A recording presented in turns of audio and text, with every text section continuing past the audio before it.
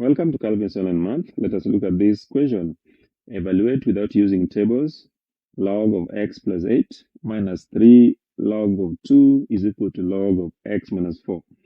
So the first thing you're going to do is rewrite this particular term using the third law of logarithms. That is, if you have n log of a, you can write that as log of a raised to power n. So we can rewrite this as log of 3x plus 8 minus log of 2 raised to power 3 is equal to log of x minus 4. So here we can now use the second law of logarithms, that is log of a minus log of b is the same as the log of the quotient of these two numbers, that is a over b. So we can use that to write the left-hand side of this particular equation. So it means on the left, you're going to have log of this one, that is 3x plus 8 over this one, that is 2 raised to power 3, which is the same as 8.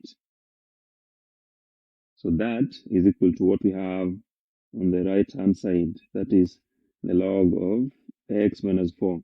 So the log of this particular number is the same as the log of this number. So we can as well say that these two numbers are equal. So the rest of this is just to manipulate and solve for x.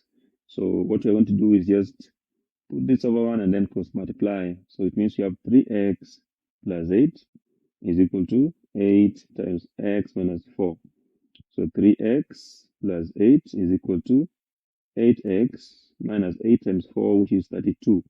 So just collect like terms. You have 3x minus 8x is equal to minus 32 minus 8, meaning minus 5x is equal to minus 40. So just divide both sides by 5, or negative 5 rather, negative 5, so that x is equal to positive 8. Thank you for watching. Please subscribe.